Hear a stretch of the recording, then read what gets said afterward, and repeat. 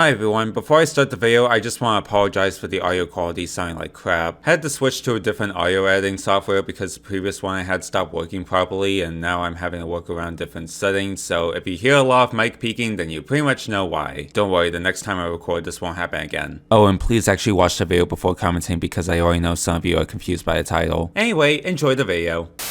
This video contains spoilers, you've been warned. Hey guys, I'm back. How's it?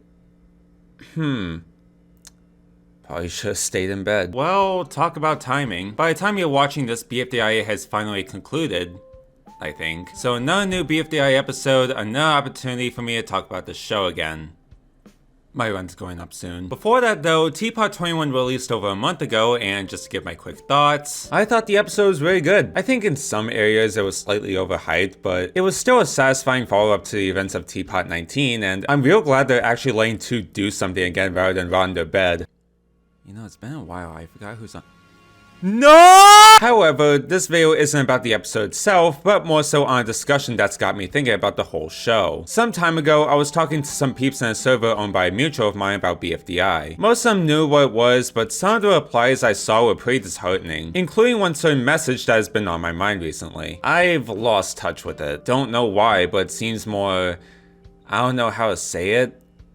Brandish? No disrespect to this person obviously, but when I first read this, I was mad confused. Mostly because this is a criticism I haven't really heard about the show before. And to my surprise, this is a more common sentiment across the internet that BFDI feels like slop. Even people in the object show community take issue with the show's current direction. Now frankly, this shouldn't be a shocker. BFDI has become one of the biggest names in indie animation. Every episode attracts millions upon millions of views, while the show itself has garnered a large fanbase and even birthed the object show genre. For God's sake, it even influenced one of the biggest indie animated shows on the internet right now. But when it comes to discussing independent animation, it feels like BFDI is rarely acknowledged. I know that sounds contradictory to what I just said, but for as big as BFDI in the object show genre is, they're commonly treated as an outcast. Like a giant elephant in the room that is so obviously there, but for some reason people continue to give the cold shoulder to. BFDI in particular has a very polarizing reception outside the diehard fans, and that's mainly due to how it's being pushed. Yeah, it sounds like it's gonna be one of those people hate because it's popular with kids issues, and it is, but there's actually more to it than you think. Today is gonna be an addendum to my Object Show Rise video talking about how big BFDI has actually gotten, and what it's done to garner its reputation both in and out of the Object Show community. I'm gonna try and not repeat too much of what I said in my initial video, and I also must clarify that this is gonna be less about my opinions on the quality of the show itself, but more so a retrospective on how much it's evolved. If you're curious about my complete thoughts on the show,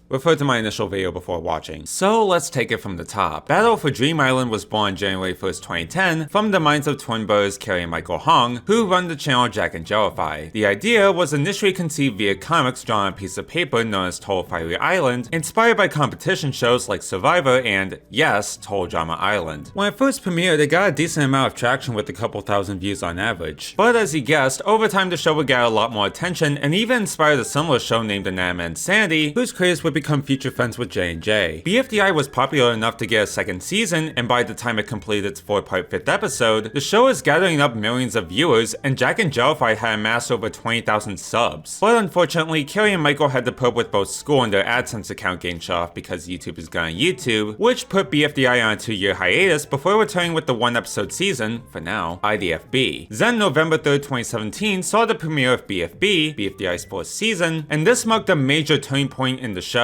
Not only was there a shift in quality both in terms of animation and writing, but the show was also starting to develop an honest-to-God crew. Over time, more writers, voice actors, artists, and animators would join in helping make the show, technically making it ranked amongst many other big indie animated shows on the internet right now in terms of size. And that's basically a summary of how we got here today, as not only is BFDI much more recognized than what it once was, but it's evolved into something much bigger. Jacknjellify currently sits at over 3 million subscribers and approximately 2.5 billion views. I know it's repetitive at this point to say, but I find it crazy to think that what started as a school project by 2 twin brothers in middle school has evolved into an internet trailblazer. Naturally, with this kind of success, it's gonna be capitalized on multiple different levels. While this is obviously common with a lot of indie shows that go big, this is where the problems start to arise, and the earliest it goes back to is post-split BFB. As much as I don't agree that post-split was as bad as everyone says it was, the frustration surrounding it is completely justified. For starters, it just came so the fuck out of nowhere with little to no build-up whatsoever. It was like, hey, you enjoying the season so far? Good, because we're splitting up the cast with the other half competing in an entirely different season. Enjoy! I get that if they didn't do the split, then the season would have gone on for longer than it should have, but I feel like post-split wouldn't have the reputation it has if it was executed better. The main complaint I've seen of post-split is that it tried way too hard to appeal to fans of the original seasons, resulting in poor writing, cheap humor, and dialogue with someone talking like normal people. I'm just feeling a bit uncomfortable right now. Can you just leave me alone for a bit?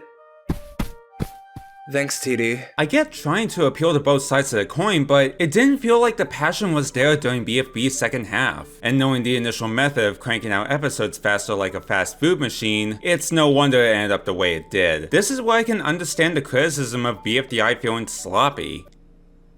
Okay, minus that. Post-split had its moments, but it always felt like there was something missing from it. It just didn't have as much of a soul. Thankfully though, post-split was a one-time blunder in the modern era. Not to say Teapot doesn't have its detractors, but it's been a lot more well-received than its predecessor. But that's only referring to the show's quality. Everything outside of the show is a whole different story. On May 29th of last year, Jacknjellify revealed that they had collaborated with the merch line manufacturer, U2's. U2's produces merchandise of many licensed media and popular figures, but they're most known for collaborating with famous internet personalities and memes to create merchandise like plushies and, most notably, vinyl figures. This generated lots of backlash from BFDI fans, not because it was unnecessary for them to do a merch collab when they already have a shop, but because the collaboration was with U2 specifically. Not gonna go into details because there's already 2 videos by Andres that explain it better than I can, but the fact of the matter is that U2 has gotten themselves into hot water over the years, with most of the controversies being blown out of proportion. Obviously not saying that the company is free from criticism, because we are talking about the same company that partnered with the NFT Bros. But a lot of people's reasons for hating U2s are situations taken out of context. Not denying people's bad experiences with them, because let me tell you, there are plenty of them I've seen, but U2s actually does seem to do a good job with correcting their mistakes and learning from them. Again, refer to Andres' videos for more details. This is not a big deal as indie creators do collaborations like this all the time to give fans more ways to support their projects. Like, everybody forgot about that character guy that was a partnership with Scholastic. But it's worth noting due to the amount of anger this collab initially received. I mean, AnimationEpic had serious conflict with Creator Inc., who initially created merchandise of Inanimate Insanity, for screwing over both them and the people who paid for the merch, resulting in them pulling away last year and starting up their own independently run merch shop. I imagine J&J would react the same way if things go seriously wrong with U2's, but we'll have to wait and see the actual results from it. Alright, now let's get into more intriguing stuff. In October of 2016, Carrie and Michael organized a small meetup in New York City where they interacted with fans of the show, and even had real-life yo-yo cake served as a OneFandom.com poll. This would pave the way for a few other meetups in San Francisco, Stockholm, London, and Anaheim, with one meetup planned for Denver that never happened because Michael missed his flight. Then in June 2018, J&J, for the first time, came together with the AnimationEpic crew to crowd up an entire cafe in LA for the first ever BFDI x Inanimate Insanity crossover meetup, giving the fans an opportunity to meet some of the crew behind both shows and ask questions. And this is something that would become a yearly tradition. Well, almost yearly. But by 2025, holy shit, how did this happen? This thing that started as a smallish gathering of fans has now turned into an annual event that is touring across certain parts of the states and being hosted inside actual theaters seeing hundreds. Now, the meetup part hasn't divided the object show community and BFDI fanbase as far as I can tell. Sure, some aspects of it lean towards the brandy side of things, and seeing some of the fan behaviors has ensured that I will never attend one of these meetups ever. A few years ago, people asked you about how you felt about shipping. Now, how do you feel about all your characters getting R34?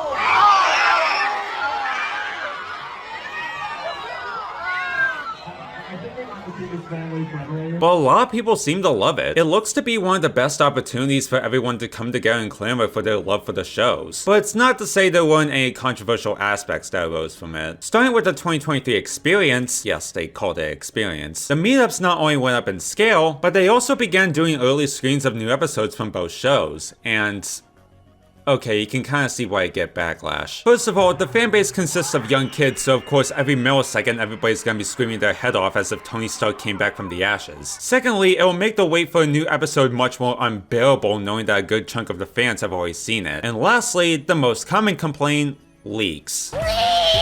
Leaks are gonna be everywhere the moment a screen is done, and the next thing you know, one will accidentally come up on your feed. And that's certainly frustrating. So, can you imagine if J&J suddenly started giving new episodes exclusively to paying fans prior to the official release dates without the tour, and making it somewhat of a norm going forward? On October 16th of last year, J&J made their biggest leap yet when they partnered with multiple major cinema chains, more notably AMC Theaters, Cinemark, and Marcus, to bring the 20th episode of The Power of Two to cinemas nationwide for a single night event. And what do you know? It was so successful that not only was almost every screen sold out, but they would do it again with BFDI 23 and Teapot 21, and even more theater episodes are planned for the future. As big of an accomplishment this has drawn many of the same criticisms as before, including the whole leak problem. While I understand the frustration for having to wait on an official release while thousands of other fans have already watched it and fearing over accidentally stumbling upon a leak, you can very easily avoid this by staying off social media for one night. The Meetup leaks, I see why they're hard to avoid, but the theater releases are one night only. I'm sure you'll be fine not doom scrolling for one night. Now, another criticism that has risen from this goes back to the theme of this video. Many people believe that getting fans to pay expensive ass ticket prices to see a new episode early is a green move, and is only being done to piggyback on the success of the Meetup tours. Now, I agree that putting episodes that don't even clock an hour in movie theaters sounds kinda pointless, especially with the recent Teapot 21. I also find it unnecessary to turn every episode into an event going forward if that's what they're really doing. However,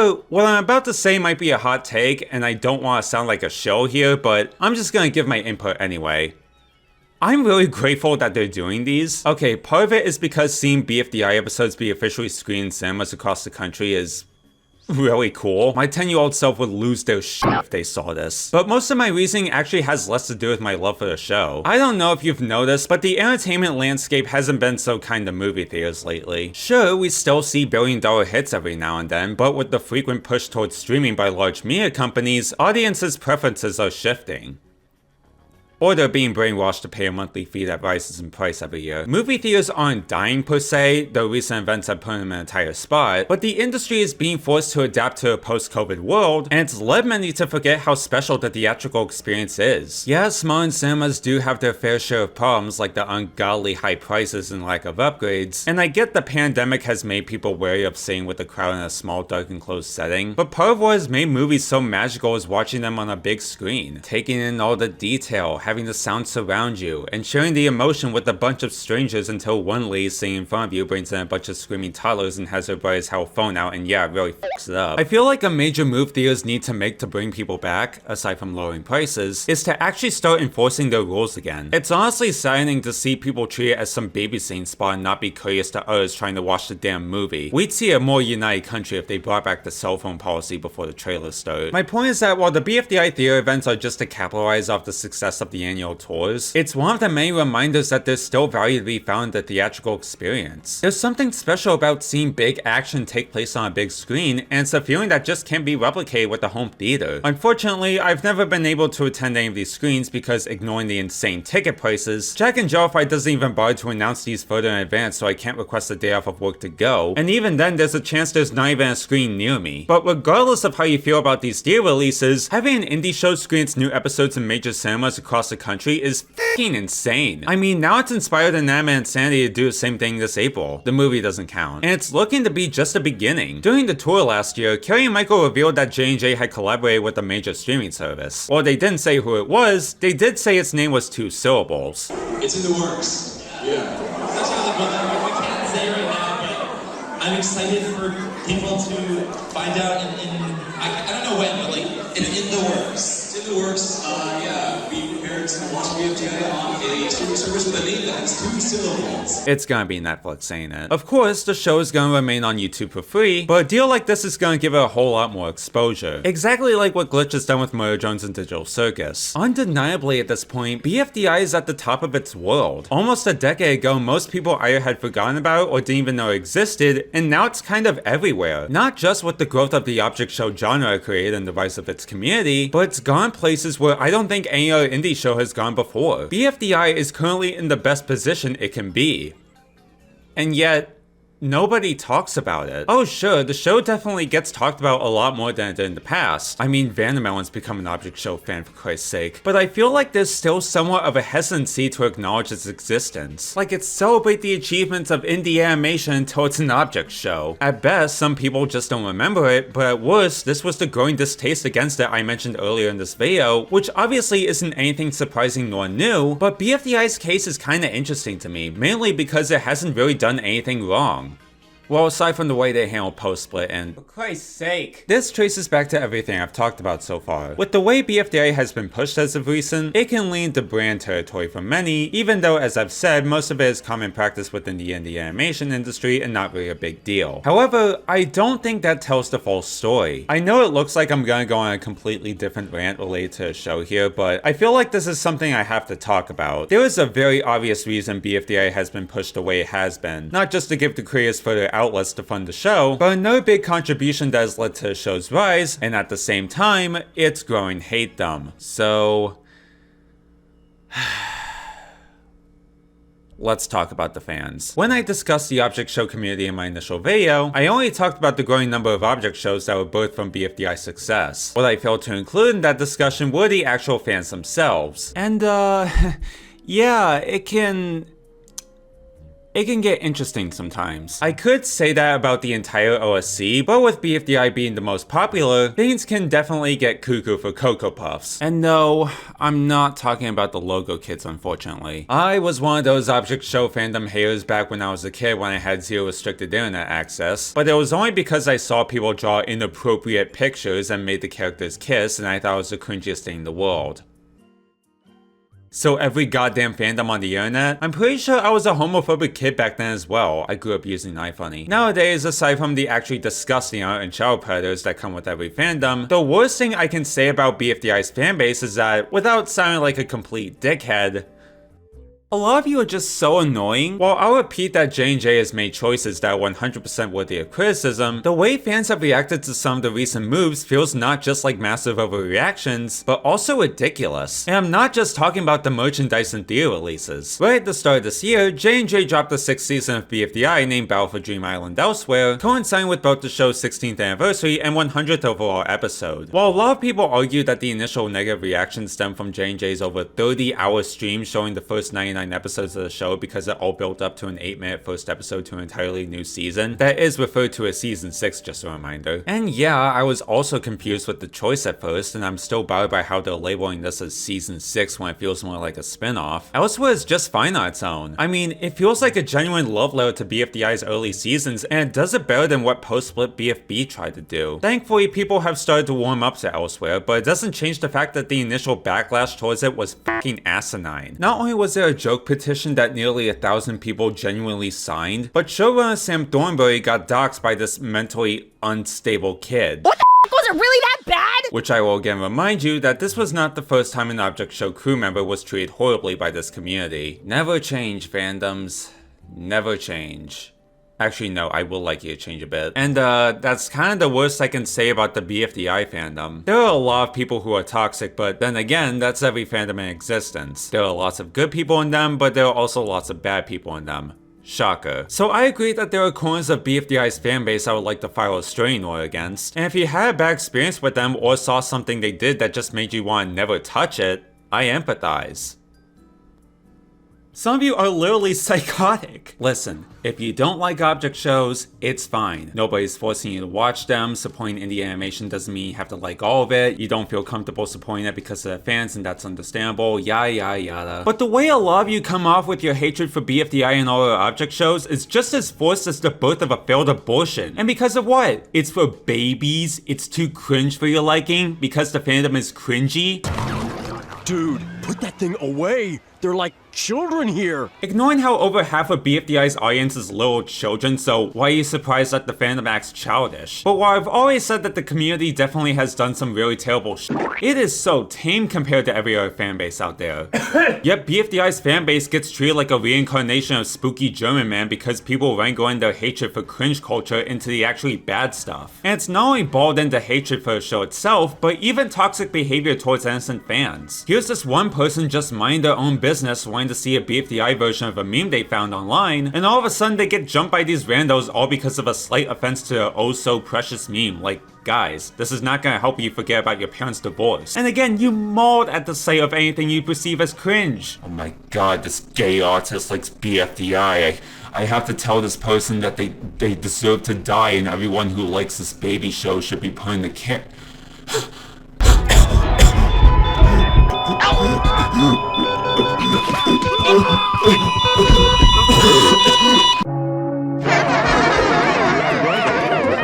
Seriously, grow the hell up. So what if people express their love for a show in ways you don't like? Or if people are romantically attracted to a needle? Or if the show was made for babies? Actually, it's aimed at the same demographic as a Disney Channel cartoon, but still, who the f cares? Stick to your 1000 IQ brick and mortar show if you can't handle it. And that's my main problem. It's not, wah, people don't like the show I love, wah. But it's the fact that people dismiss the show and everything it's accomplished all because of a few bad apples in the fandom and the way it's been marketed by J&J and pushed by fans, leading to the internet to have a complicated relationship with BFDI and all our object shows, and it just doesn't deserve it. Michael and Carrie are very passionate about the indie animation industry. Even in their slip-ups, they've shown for a long time that they actually care about the fans, plus they seem to treat their staff well. It's heartening to see them continue to put as much passion and care into this silly little project they've been doing for 16 years, and give the fans more ways to show their love. My point is, y'all need to chill out, and I'm referring to both of you. J&J is not at all above criticism, and so are the newer episodes of BFDI. If you don't like the show's current direction, that's completely valid, though I'm also valid in thinking that you're overreacting. But if you're one of those BFDI's cringe baby slap people and target those who simply like the show, you know it's not too late to find a hobby. No wonder you're so miserable. Nobody's asking you to take the show seriously. Even after every brutal character death, at the end of the day, this is a show about talking objects and talking algebra. Of course it's not that deep. Well, unless you're HFJ1. And it's not to say you're forced to like it either, but openly baby raging over a show you've never watched all because of a slightly cringy fandom is absolute terminally loser behavior. No, that's disrespectful to a real loser. He's a goat. Regardless though, labeling BFDI as slop all because of some marketing decisions and a somewhat toxic fanbase is a huge disservice to a crew that is still putting their best into it. I know it sounds biased and it is, but all in all, the hatred for BFDI is massively overblown and frankly undeserved. Maybe in due time more people will learn to respect it for how influential it's been, without having to be a fan, mind you. But honestly, what should I even expect from the cartoon community at this point? Wait, theatrical releases. BFDI is cinema! And yeah, that's kinda all I have to say. I have one more object show video planned, and then you're probably not gonna see another one out of me for a while unless there's something I really need to say. Also, don't worry, I'm still hard at work on that Super Origami Kingdom video, just you wait. Until next time, I'm Miyachi. See you later, Tama friends.